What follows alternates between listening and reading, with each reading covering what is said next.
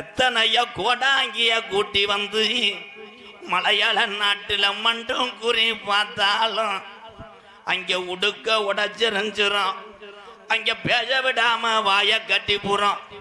அப்ப இந்த குறி சொல்ல நாட்டுல ஆளு இல்லையா.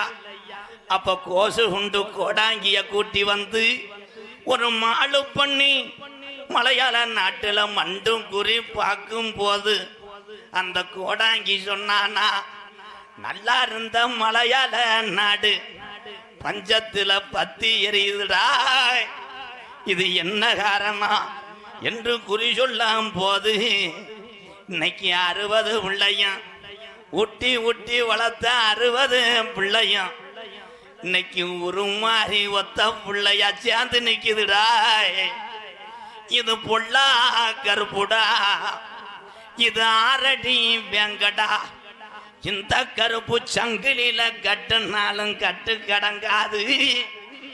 இந்த கருப்பு இனி நாட்டுல இருந்துச்சுன்னா மலையாள நாடு பத்தி எறியும்டாய் என்று சொல்லி கருப்பு கிட்ட அங்க நெருங்க முடியல. அங்க தீயா பரவுது. இது பொல்லா பயஜாமிடாய், இது கட்டு கடங்காது. இந்த கருப்பனை நாட்டை விட்டு விரட்ட வெளி தெரியாம மலையாள நாட்டு மக்கள் எல்லாம் ஒரு வெங்கல பெட்டி செஞ்சு வெங்கல பெட்டிக்குள்ள அடைச்சிட்டாண்டா கருப்பனை மலையாளத்தை. அப்ப பெட்டி கிளம்ப மறுக்குது.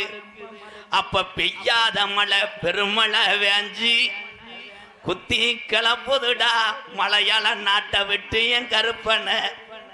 அப்ப மலட்டாட்டு வெள்ளத்துல என் கருப்பேன் பெட்டி வருதுடா தன்னந்தனியா ஒத்தையில.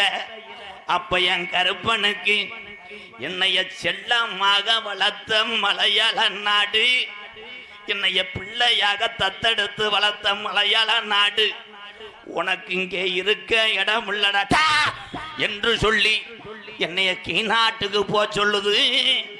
நான் தமிழ்நாட்டுல எந்த திசையில போய் நான் உட்கார என்று கருப்பேன் பெட்டி தள்ளாடி இறங்கும் போது அழகு மலை காடு அருவி மலை சொங்க அந்த 18 திருடர்களும் அழகு மலை வனக்காட்ட கொள்ளையடிக்க வருங்காலம். மலட்டாட்டு தண்ணில இறங்குற கருப்பேன் பெட்டி திரும்புதுடா அழகர் கோயில் எல்லைய நோக்கி. அந்த 18 திருடர்களையும் 18 படி